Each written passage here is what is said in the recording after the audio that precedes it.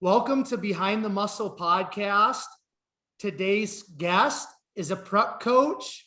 Today's guest is Ben Mullen. Ben, welcome to the podcast.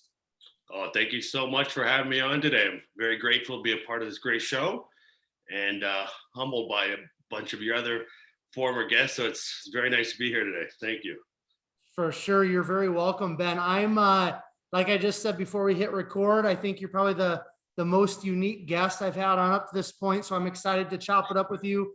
I'm excited to kind of explore the professional side of things, which you're a teacher, but also kind of behind the scenes doing some awesome work within bodybuilding. So Ben, I kind of like to start each podcast off with two questions. Okay. And the first question I have for you is, who are a few of your favorite bodybuilders of all time? A few of my favorite bodybuilders of all time. I would have to start off with the one who kind of I initially ever saw was Arnold Schwarzenegger, kind of the godfather of bodybuilding.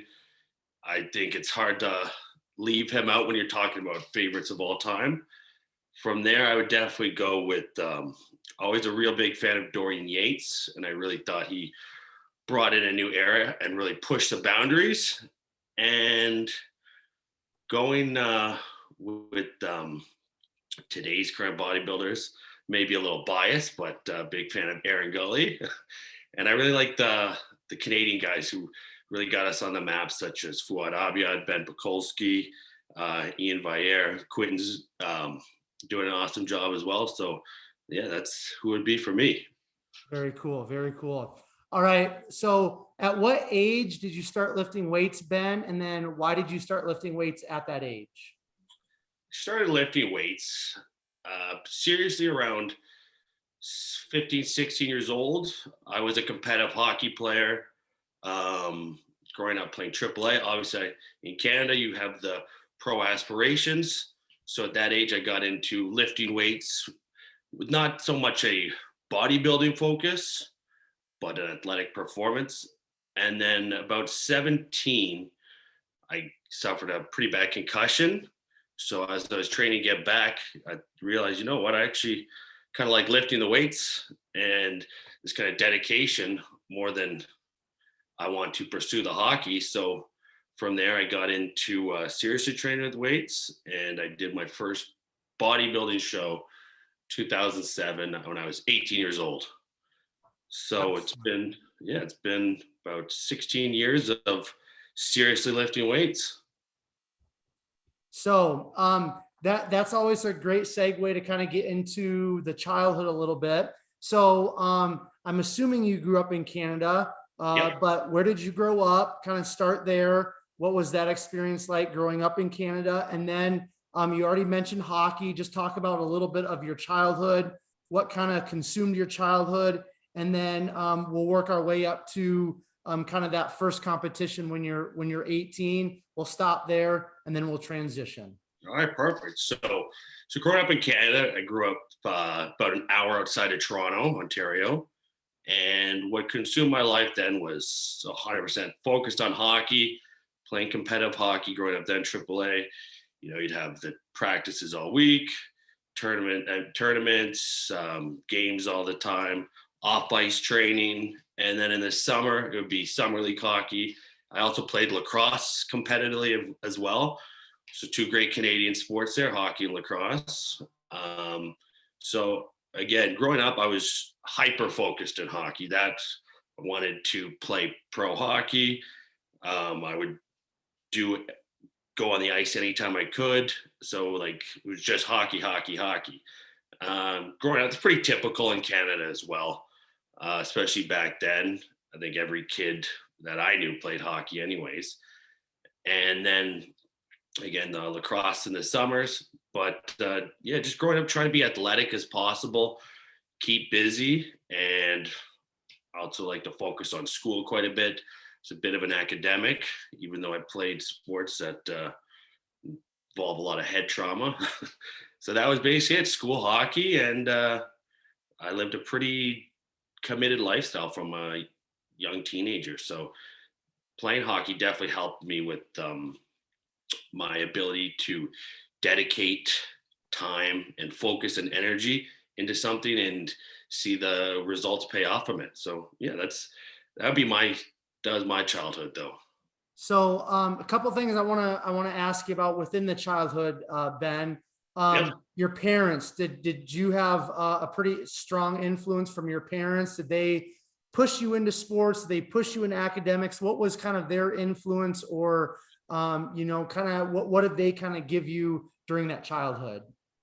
Well, my mother was a teacher. My father was a police officer. So, I mean, I'm not going to say a strict upbringing, but it was, they really helped me to focus on school responsibilities, just try to be a good person. They didn't push me into sports whatsoever. They're pretty, they just wanted me to make sure I was having fun. And that's all they really cared about. They always made a big focus to make sure that even though I'm playing high level hockey, I might want to go pro, but school does come first, and you are a student before an athlete. So again, even if I had a late game at a city far away, while some other people on the team might get the day off school the next day from their parents, my parents would say, no, like, you've got your responsibilities, you're going to school. So it was definitely very educational driven, and then just wanted to make sure I had fun. They didn't really care if I went pro or not, obviously, but yeah, they were great role models for me, and very lucky for it. Now, you said earlier you were hyper focused on hockey as a kid. Where did that come from? Obviously, growing up, most of us, no matter what country you're in, whether it's soccer, whether it's hockey, whether it's American football, basketball, most of us kids, especially us boys growing up, we play sports. We want to be some sort of professional athlete. Do you remember kind of when you realized or had that dream of becoming a pro hockey player? What instilled that within you? I would just say that I'm someone who typically kind of goes all in. I don't do things often for just the fun of it or just to kind of get experience. Usually if I go into something, all I'm thinking is, how do I take this to the next level? So even at a young age, whether it be kind of 13, 14, just thinking like, how do I get to that next level? And that's where, and I just have a high drive for things like that. So I would really go all in. I still definitely a bit like that to this day. When I start something, it's kind of all or nothing. So even kind of with the coaching, now it started off just kind of like helping friend prep for a regional level show. And now we're being competed on a pro show. So it's always that kind of, if I'm going to do something, it's going to be full attention, nothing kind of half-ass, and really trying to see where I can take something while enjoying it as well. That's, again, you got to enjoy what you do. Absolutely. Cool. So you said hockey is kind of the reason why you started to lift weights. And then you said kind of in our opening conversation that your first bodybuilding show was when you were 18, which correct. I mean, that's pretty young. I mean, you're obviously still a teenager. So going from hockey to competing in bodybuilding, how did that transition happen? Again, it started with getting a head injury, a concussion. And from there, just trying to train to get back in the game. And then I started really, since I wasn't on the ice all the time, I was just doing weights, started to put on a good amount of muscle. And I got hooked up with the person I grew up with who was at the time, national level bodybuilder. And we would train together and everything. And then I was really making some quick results pretty quick. And I just found I just loved the training more than anything, and kind of getting older, realizing that maybe, professional hockey is not going to be in my cards now.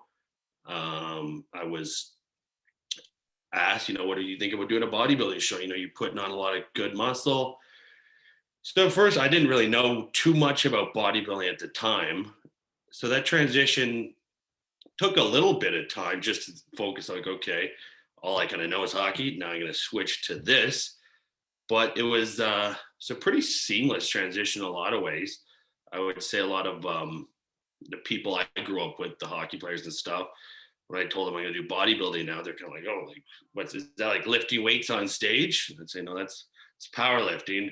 Bodybuilding is the one where you wear the Speedo style shorts and you get tanned up, you go on stage. So that was, I mean, pretty funny trying to explain that. But to me, I didn't care. I just loved the training. I loved all that, the time more than anything. I loved that discipline of following a meal plan,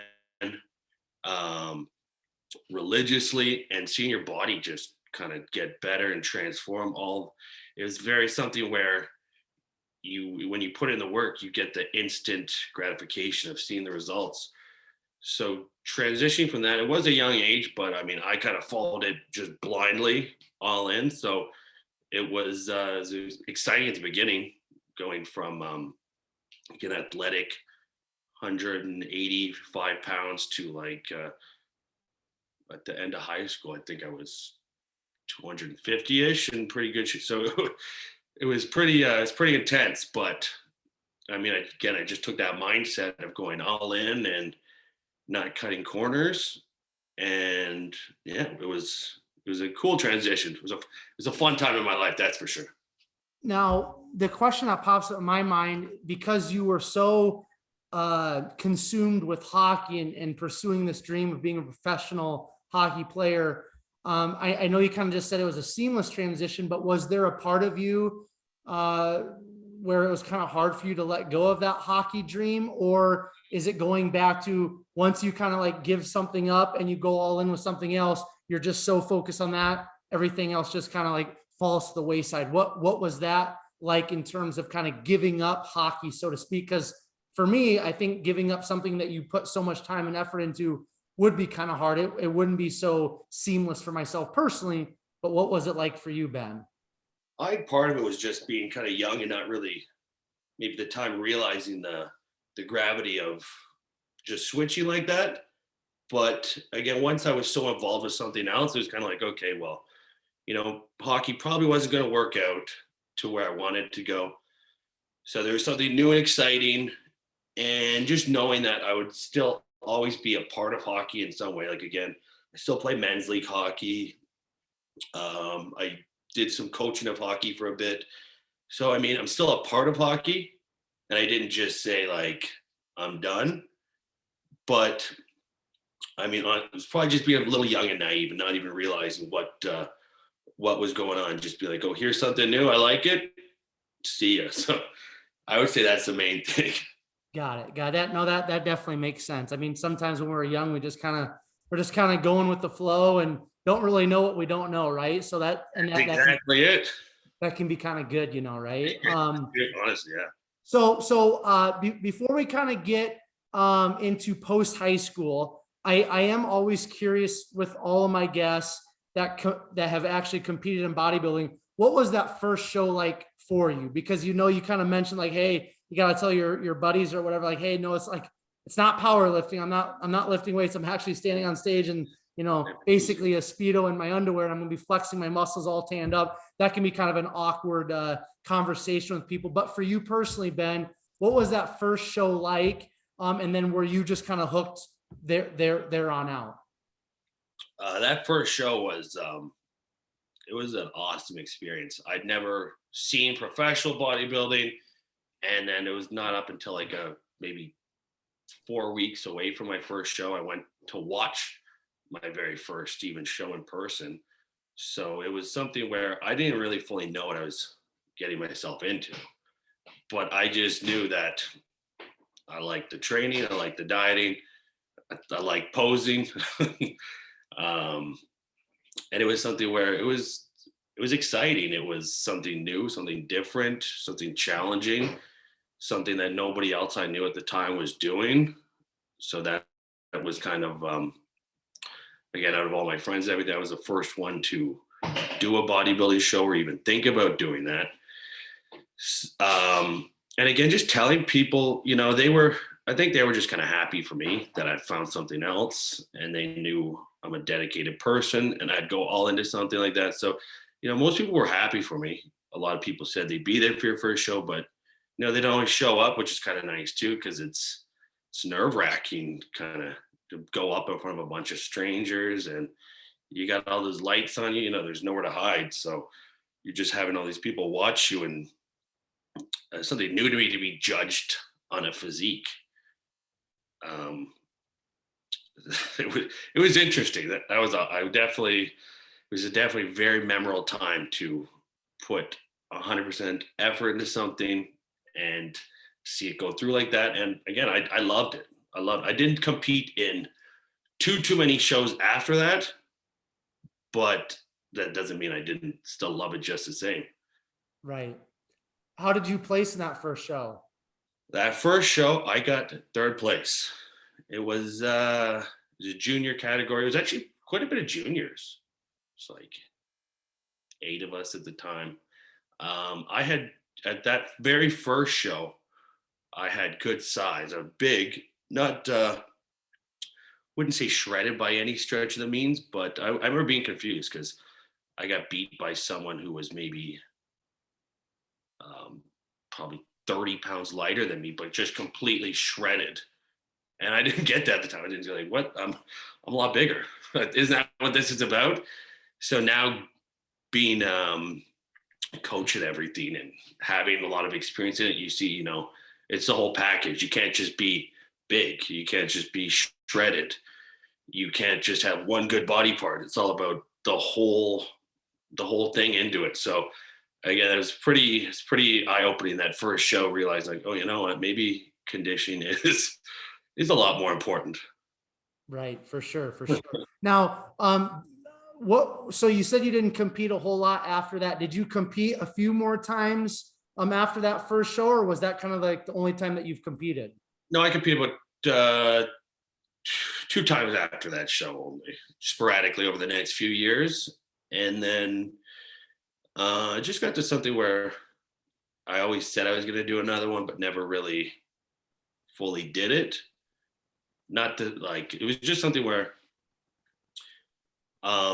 again, with things, if I don't think I have like necessarily a future as being a top bodybuilder, it's not that I don't like it. It's just, you know, maybe I can focus my efforts elsewhere. So something like hard training is something I'll keep doing for as long as my body lets me, and something I pride myself on. But the whole doing the competitive shows is not something that I can really see in the cards anymore.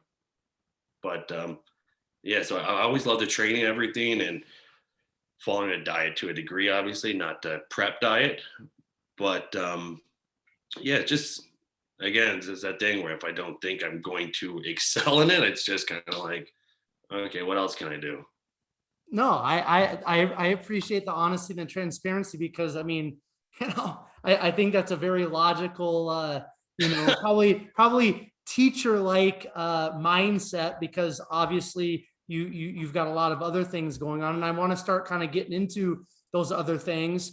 Now, when you were in high school, okay, once you kind of realized like, hey, I'm not going to be a professional hockey player, I'm sure you were probably you seem like a very rational individual, and you probably knew that bodybuilding probably wasn't going to pay your bills either, right?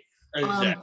So when you were kind of getting towards the end of high school and thinking about what your future was going to kind of be like, and obviously I already mentioned that you're a school teacher, which I'm very fascinated to get into that, because I'm actually a licensed school teacher myself, and have been in the classroom in the past, not anymore.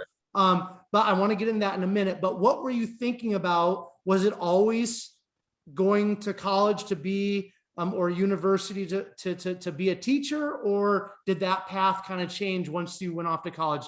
Talk to us about that, Ben. Okay, that's a great question. So going into university, my first year, I joined a concurrent education program. So that's like you're doing your undergrad and your teacher's college kind of in one. So it was teaching. And then after about a year, for some reason, I wanted to get into policing. So I find it pretty funny that the 2 only main career options I thought about were teacher, police officer. What my parents were maybe just following their lead, but those were my 2 passions. I knew it was going to be teaching or police. So I actually switched out of concurrent ed and started taking an undergrad in law in university and started focusing to try and be a police officer. And then, so after my undergrad finished, things kind of switched again. And I realized, okay, maybe I don't want a police officer fully on anymore. Again, I'm very passionate about things. So as soon as I start to question it, I just think, I got to make some changes. So from there, I also did a minor in science the whole way. So again, I went and did my master's of education in science after and became a teacher. So again, it was teacher, police, teacher, right in that order. So what made you want to go from teaching to, I'll just use the word policing, and then back to teaching? Why didn't you continue to pursue the police career? Something where I thought I was going to be very passionate about, and then I did some volunteer police work, and I would do some ride-alongs, and I had many friends and family into policing, and then I just kind of realized I'm maybe not as passionate as I thought I was about this, and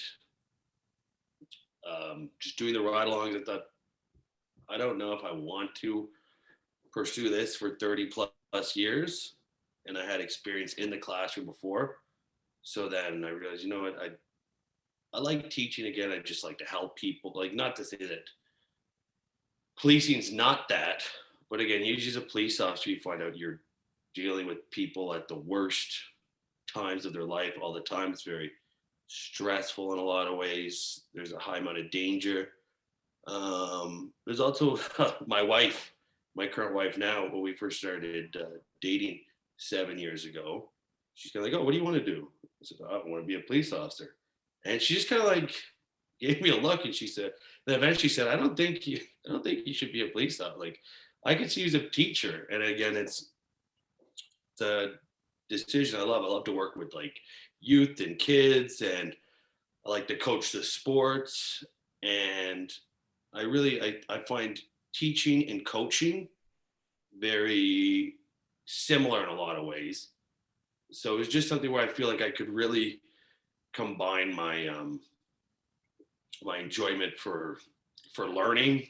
Again, I love to learn new things. I love taking extra courses. I love teaching people things.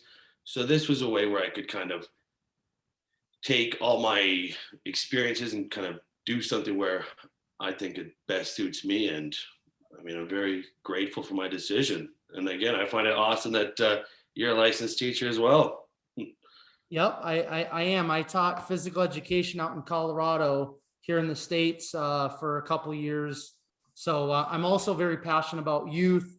Now, this word passion is something that you've mentioned here in our conversation, Ben.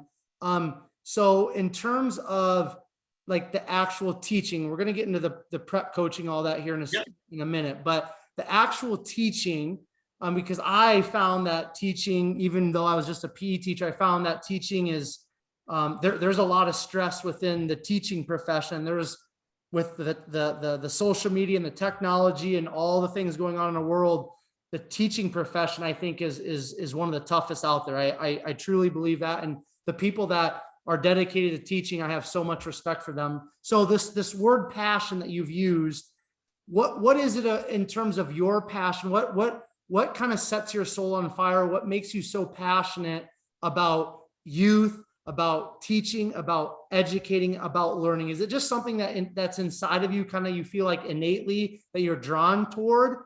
Or what do you think that is that really lights your passion in terms of education? I would definitely say part of it is just something internally, a little inexplicable, but again, kind of like where you can physically see the results and you can see people change in their life for the better, or to maybe go from not enjoying something to see now they've sparked an interest and they're enjoying it more than ever, and just trying to motivate them to enjoy something, just helping others, people kind of open their eyes to something and seeing them fit, like watching them kind of grow as a person and something like it. I just like that kind of feeling where you're helping them and you're seeing people change their lives for the better. So, and then just, it's a very good question, you know, but yeah, definitely something just internal, and seeing people go from having difficulties to now, you know what, maybe school's not so bad. Trying to be different in the classroom and have their experience be different, and maybe realize, you know what, I actually do like school as well, because I think it's important. I think kids should like school, and I think it's good. There's like in teaching in Ontario's not a ton of male teachers in the elementary school position. So again, I just like that being something different for these kids to have. So it's, yeah, that's what I would say though. Yeah, yeah, no, I agree with that. Now, I learned so much in the couple of years that I was like actually in the classroom, being a teacher. I learned so much. I don't think the kids realize, Ben, that, you know, they kind of think like, hey, we're the teachers, we're in charge, we're supposed to be teaching them. But as adults, if we're open to it, those kids can teach us so much. And I found being in the classroom, I learned so much about myself. I learned so much about life, and just, you know, those interpersonal skills of like listening, you know, giving the kids space to kind of share their side of the story. Maybe if they were in trouble, not doing what you want them to do. Like I grew and learned so much myself. Have you kind of found that to be factual for yourself as well? Like, you know, you said you're very interested in learning. Do the kids teach you a lot about yourself and life and what have you? Have you found that to be true? I definitely think that's true. A lot of times they teach me a lot of patience as well. I guess that's something I'm blessed with. I'm a very patient guy. So I think that's important too in the role. But they definitely, yeah, every day you kind of just realize that they're so young. They see life so different. And it's something where it's tough to explain, but it's something where that just seeing the way they look at things and then trying to shape that and see where their head's at and just guiding them through things. It's just a good time. I find it just a very fun thing to do every day. Just wake up and got this group of kids and you build a good rapport with them. You watch them kind of grow for a year and change for the better.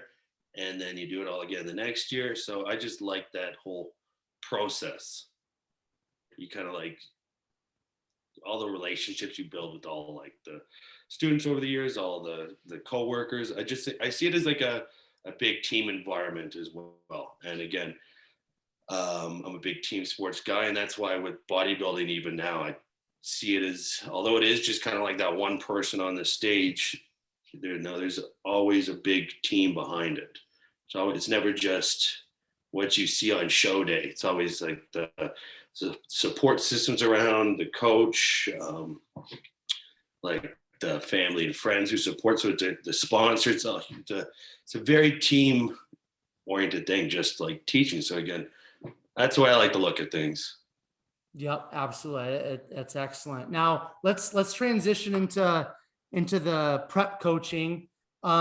I had no clue who you were. I'm assuming probably a lot of the listeners aren't going to have a clue who you are. Yeah. You're not on social media blasting pictures of your clients and trying to promote yourself and build yourself up, which honestly, so you helped Eiren Gauley turn pro, who was episode 26 of Behind the Muscle podcast. And I came across you because I was kind of prepping to have my conversation with Eiren. He had you tagged in one of his posts. I was like, I wonder who this guy is.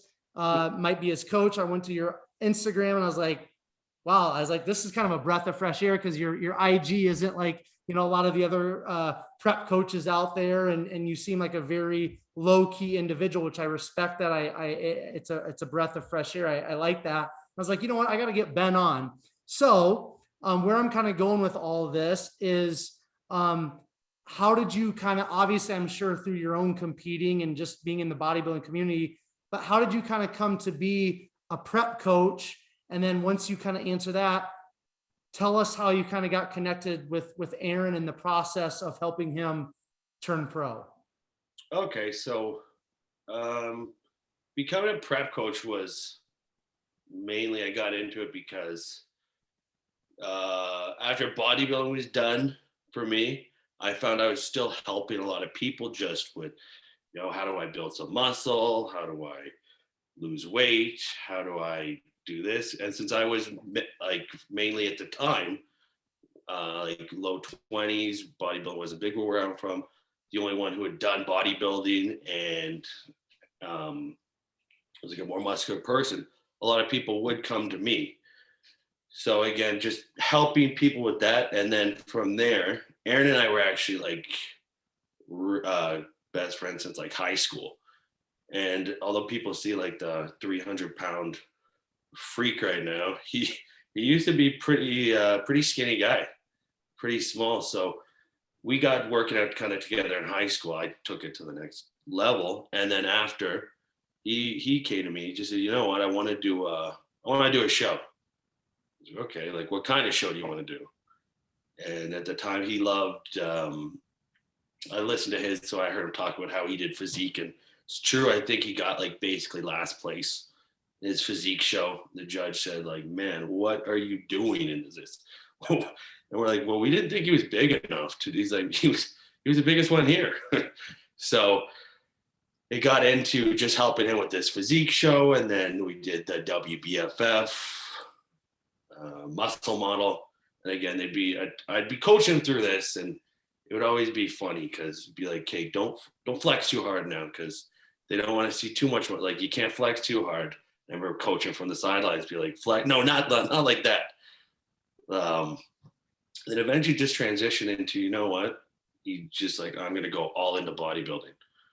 So I would, so again, I've coached every single one of his shows from day one, all the way from, last place at a physique show. And then from there, we've had some amazing showings like the Arnold Amateur. He got second place in the super heavyweights and lost by like a couple points to the eventual overall winner. So that was close. Some great national showings in Canada. Couple disaster-like shows. One time at the Amateur Olympia, just, tried to do too many shows in 1 year. And then it was funny at that time though, once he did bad at the one show, I remember after everyone's coming to him and just saying like, oh, you need a new coach. You need to come onto my team and like, we'll be serious.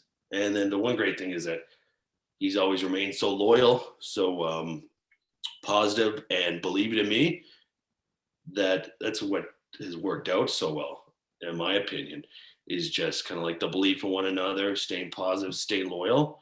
And it's something that you don't really see a lot in bodybuilding. A lot of times someone doesn't place well and, they want to look who to blame, the coach, when there's so many external factors. So, I mean, I'm grateful for that he's been able to stay very loyal, and we've been able to kind of transition like this because it's been an awesome ride so far.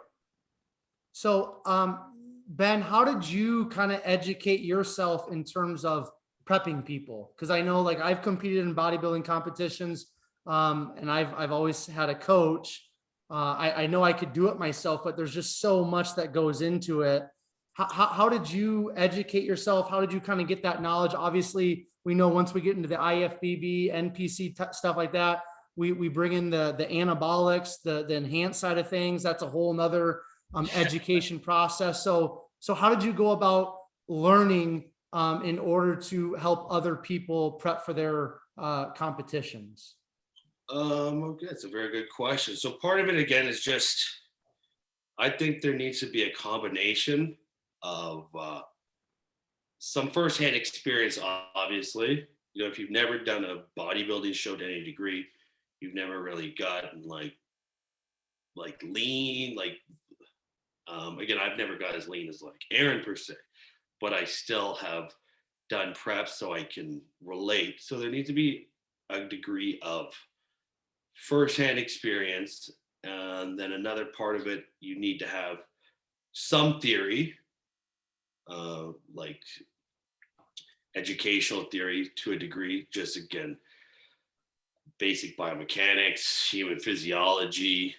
And then from there, you need to be, I think, someone who can kind of mix the two together and be someone who works with people. So again, with me, I do have a science background. I did the minors science in university. I've got my master's science in education. My sister is a surgeon.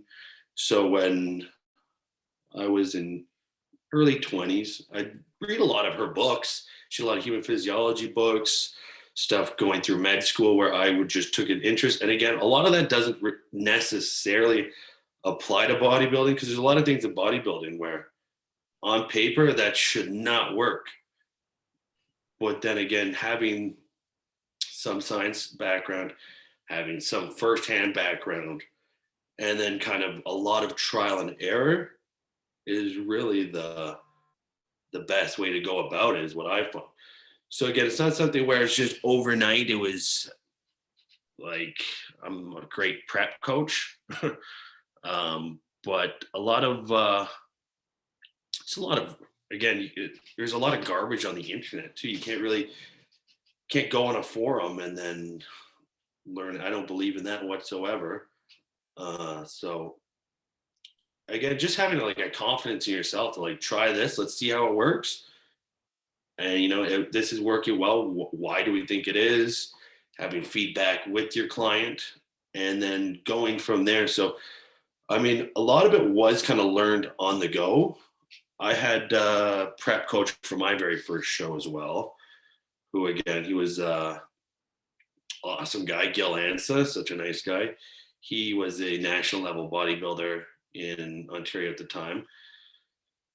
I mean, I would say the way I do my style of training now and the way I do my diets compared to what he did for me is like very, very opposite.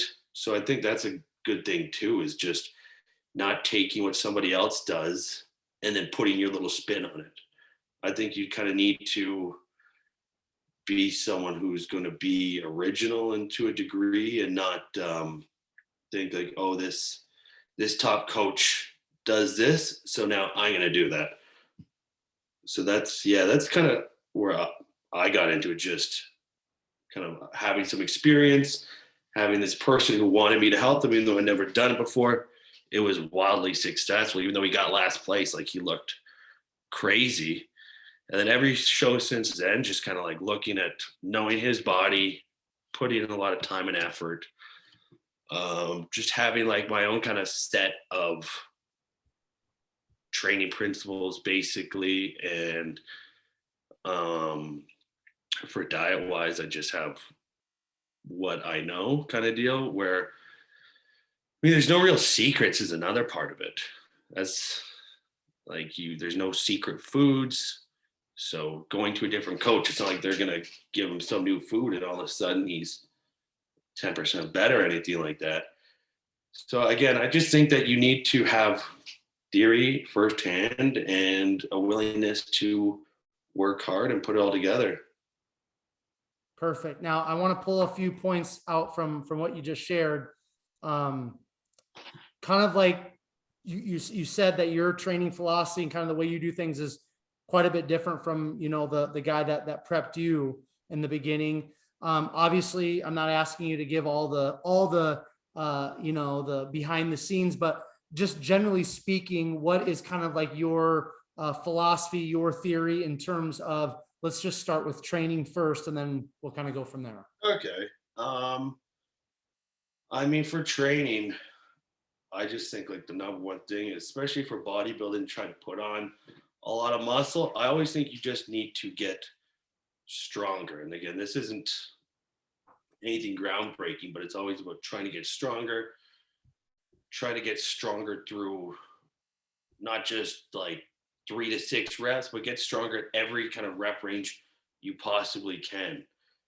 I'm big on not kind of being like married to one exercise as well. Like, I don't think you need to do barbell squats to build big legs, or you have to deadlift to build a big back, things of that. It's just kind of finding For once you get to know the client, working with them, kind of looking at the way they train, you typically find certain exercises that really suit their specific profile. So sometimes, so again, if someone like Eiren, who's 6'3", what works for his legs is going to be different than someone like his client Jay, who you had on the show, who is significantly smaller. So you can't really give them the same exercises and just say, here you go, this is how you build big legs, so this is how you get a big back. You define what works for the client, what suits their body, and then just really get strong in all kind of rep ranges. And again, not focus on just doing sets for just to do a set. Like, I don't believe in just like a 4x12 kind of deal. Kind of like one of the reasons why I like Dorian Yates so much is that he switched it up with the high intensity training things, where it's just kind of like one working set all out. And again, it's not to say, I don't think that's for a lot of people though, because I don't think a lot of people can put everything into one working set. But I like what he's done there with, focusing on hyper intensity in a shorter amount of time rather than a lot of fluff and high rep stuff like that. So that's kind of where I'm at. It's kind of like taking the right exercises, working through all kinds of rep ranges, always working on being stronger and rotating things through a lot. It's basically what I like to do. Now, for your clients, Ben, do you advise them on the training, or do you kind of just focus more on the nutrition, or is it just client to client dependent? No, I kind of take over everything. Like for Eiren, for example, I send him like his custom workouts. Usually, like in the off season, I'll kind of go week by week. But as we get into prep, I'm sending him exactly how many sets, exactly what exercises. We're like very specific with kind of like little bullet points in there for every workout. So I'm kind of like going, like he's basically got his head on autopilot in a certain way, which is, I think, important as well. And then sometimes in the off season, though, for certain phases, I'll let him train a little more instinctively, kind of give him some must do's per se, and then leave a little open for variation and instinctiveness. And through there, we can kind of see what's working, what's not. You know what, I really like this. You know what, I've been having this, but I don't like it and I'm not feeling it. And that's a big part of it as well. I mean, you can't just train. That's another thing. I don't think you can just train for it to feel good or focus only on your perceived feeling of something, because I think you can often lie to yourself a lot of times. So you need a lot of time, like a second set of eyes almost, or, maybe you are feeling a good burn, but that's not even the right kind of burn you want to be feeling. So again, feeling is important, but I just think you can get confused pretty quickly and go down a wrong path. So that's another pillar in my training. I like it, man. Now, Eiren and I talked about digestion quite a bit, because when he was on Fuad's podcast, just for a short time before his competition earlier this year, he had mentioned, he'd brought up digestion. They didn't really get into it, but that's something that I'm fascinated by. So is the digestion side of things something that Eiren has kind of picked up from you, or is that more of something that he's kind of learned and focuses on for himself? I would definitely say it's something we kind of worked at it together, I would say. There's certain things I will say he does, but it's something where he just realized I need to work on digestion big time. Before it was, I believe he said he's got the IBS in the previous one. So, if you just start shoving food in here and doing dirty cheat meals, it's not going anywhere. And the gut is such a fascinating thing, and it's got the ability to kind of make or break your physique in so many ways. Because if you're just letting your gut health deteriorate and you're stuck on eating this and you're inflamed and you're not digesting and you're not having the proper flow per se, you're not going to excel. You're going to feel sick, and you're going to open yourself up to a lot of autoimmune disorders. So just from the beginning, I would say I've definitely really emphasized gut health for him and all my other clients now. So there's something that's got so many moving parts in it, and there's not a one step for everybody, but again, there's certain things that just everybody should be doing. So certain supplements to just health supplements, certain way to eat food, really kind of listening to your body.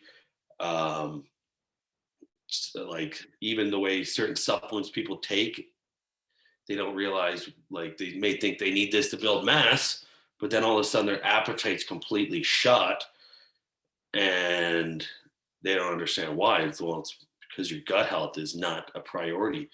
And you can't just look at it as like, I need more calories. Because if you just start trying to pump in more calories, but you're not digesting it, you're going to look worse, feel worse, and you're not going to have any longevity.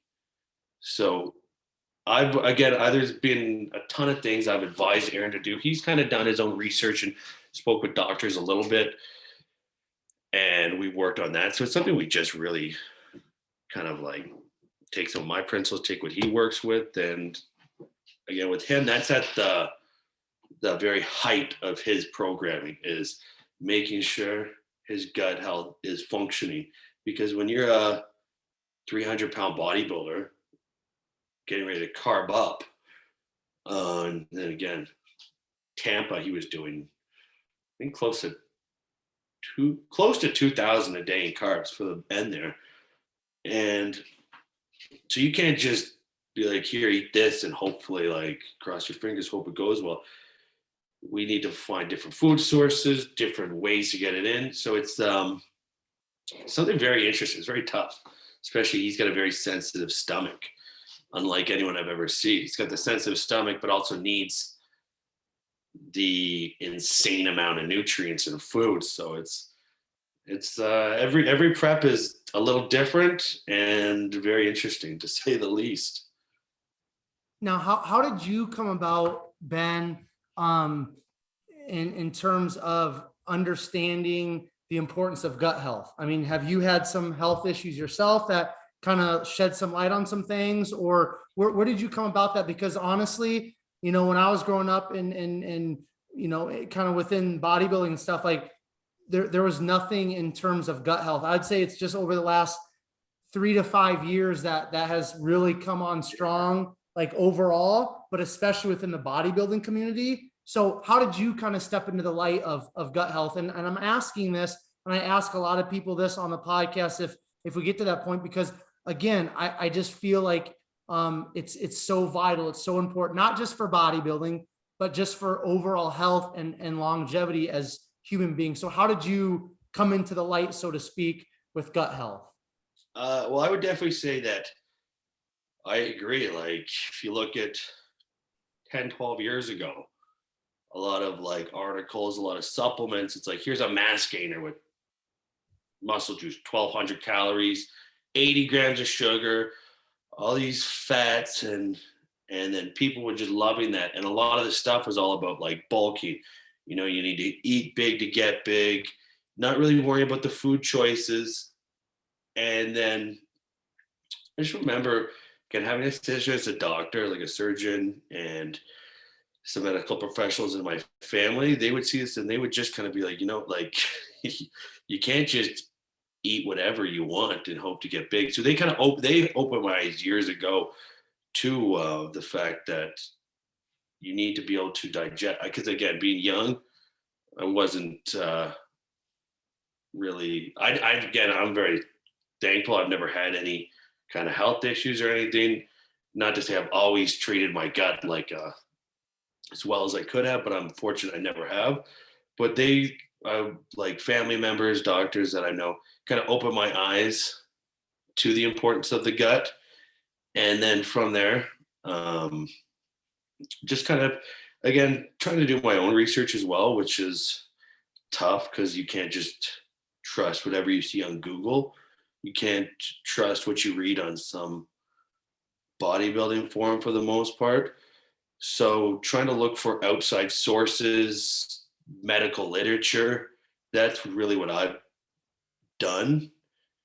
And again, it's seen the difference in Aaron's physique, some of my other competitors' physiques I've worked with, where they've gone from eating what I would quantify as a pretty garbage diet, because a lot of the bodybuilding diets can be garbage, just like chicken, rice, whatever. You need to really worry about how you're digesting. Like, not everybody should be eating chicken all the time. You know, sometimes you develop, like, if you've been eating chicken for years, and you don't even really realize you eat a chicken breast, you start to bloat. Like, your food shouldn't be causing you to bloat per se.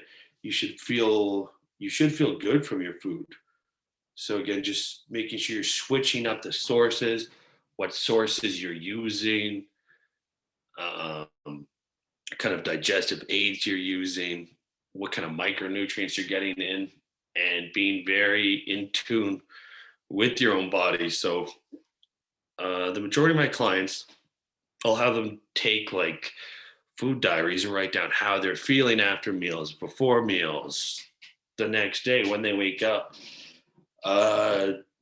Getting blood work done to make sure health markers, because if there's a lot of inflammation from the gut, you know, you will typically see an inflamed body is not it's not a good recipe for building muscle or even just longevity. So again with bodybuilding, I know it's not the healthiest sport in the world, and I just try to look for every little way where you can do this without having to worry about, I mean, not that you don't have to worry, but with the most peace of mind. What is the safest way to do it? How can I do what I love without sacrificing my health to a degree where I'm now uncomfortable? So I just think the foods you eat, again, are so important, and that all has to do with gut health. So that's kind of why I've always really put a big emphasis on that. Excellent, man. Has there been anybody in your life, Ben, I'm kind of on the bodybuilding side of things, that has kind of mentored you, or is there somebody in your life that you kind of go to, maybe another coach that you kind of go to bounce ideas off, or has it kind of just been you kind of putting your head down and learning and you know, going through that process kind of just with yourself? So I would say that like right now, bounce ideas off with Eiren, because he's again, being a pro bodybuilder now, and he's really in tune with a lot of things. So I'll bounce ideas off with him. We'll kind of talk things through.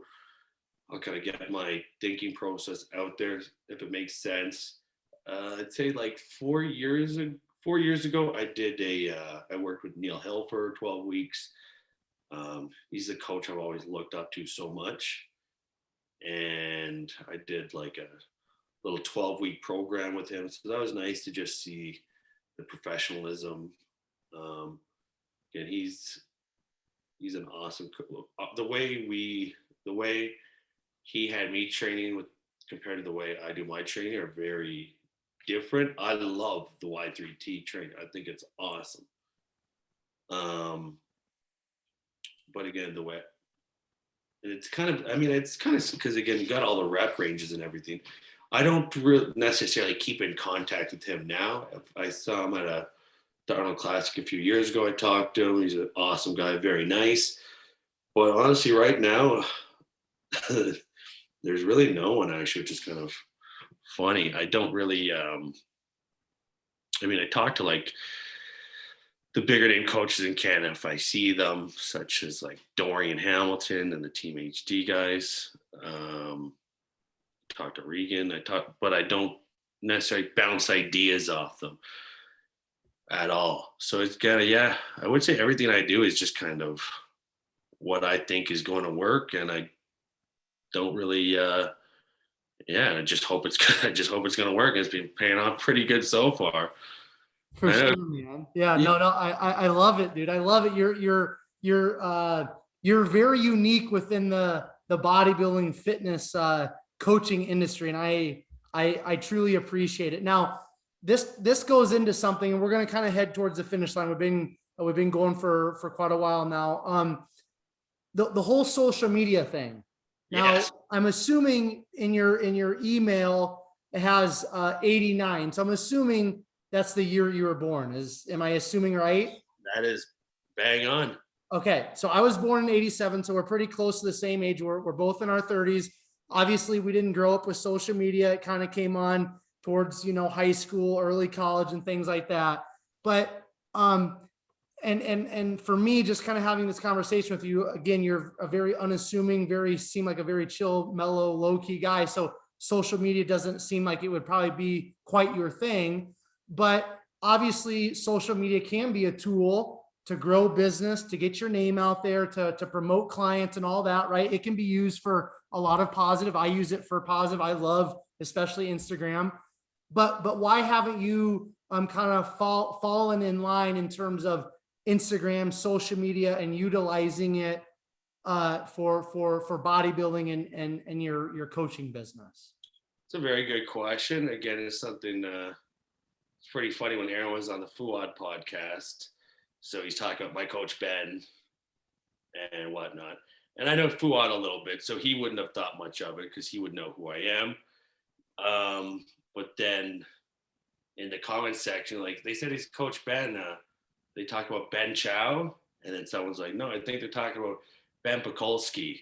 So it's like, so luckily Fuad came in the comments and rectified, no, it's just a local guy around Eiren Ben. So again, I do see the value. I mean, just I see exactly why you should and why it's good to really promote. And I see all, but it's just not, I don't know, I guess it's just not really my style per se. That is one of the goals, to maybe focus more on the social media bit, because right now it's a pretty random bunch of stuff in there. And a lot of people still do have no idea. I think that's an important thing as well, because I mean, I don't think personally you should base your coach on how good they are at marketing. And that's what I tell Eiren as well, is like, you need to kind of market yourself. Like a lot of other coaches pump their athletes out huge, and they've got a big following, and their kind of athletes are in their face. I'm not someone that does that, not to say that I never would, but I just think that he kind of needs to be the one who's really advocating for himself. And I'm going to give him all the tools to be successful, do what he needs to do.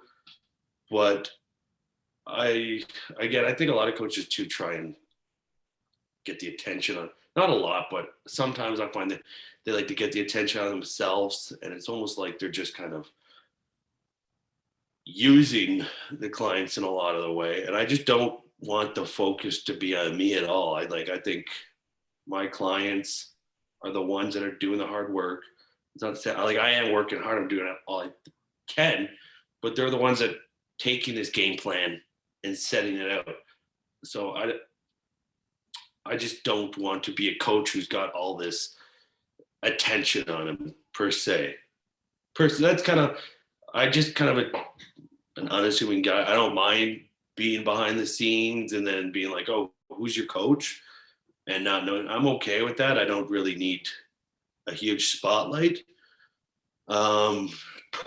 Probably should throw a few more picks out and do some more advocating for my clients. But I don't know. It's just, I'm not a big social media guy for myself, which is, I find like I obviously have social media, I'll go on it. But I see the value, but that's just not specifically my style.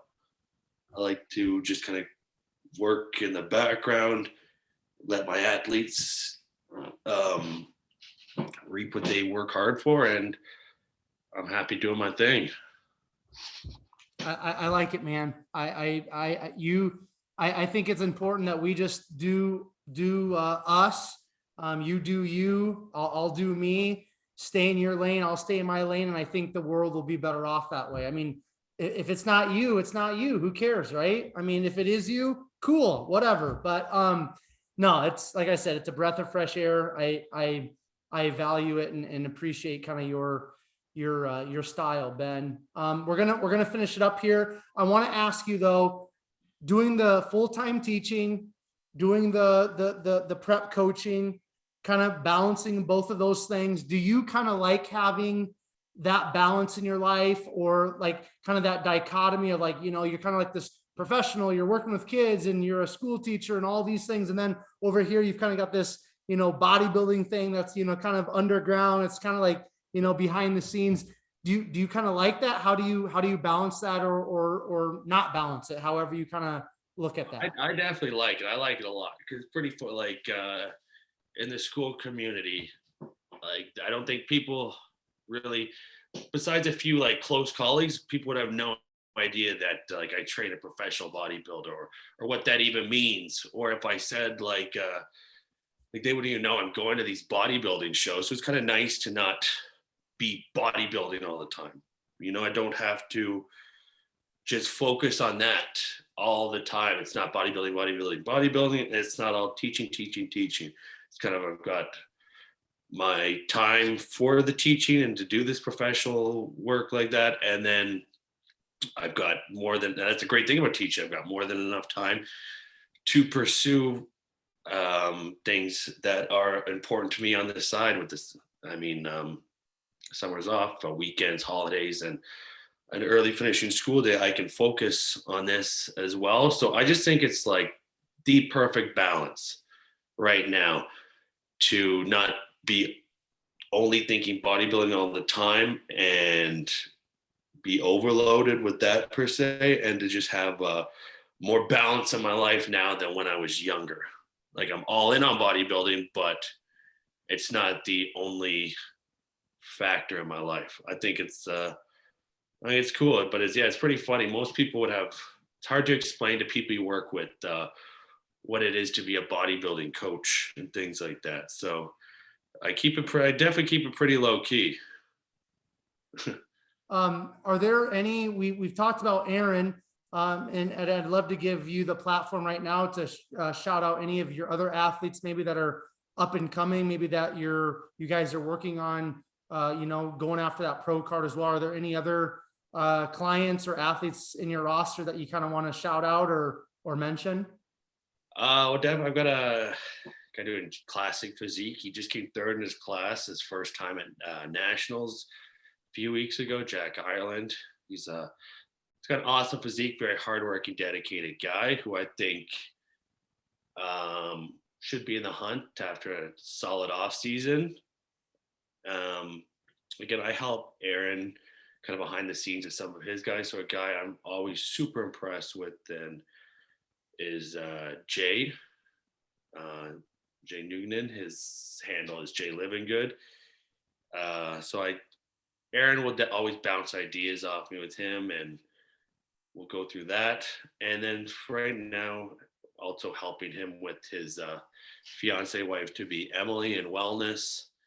So that's where my focus is right now with those guys. And also my wife Kendall, she's got she's actually a personal trainer with her own studio. She did a show. I helped her with the show. We stayed together after, didn't get divorced after, so success.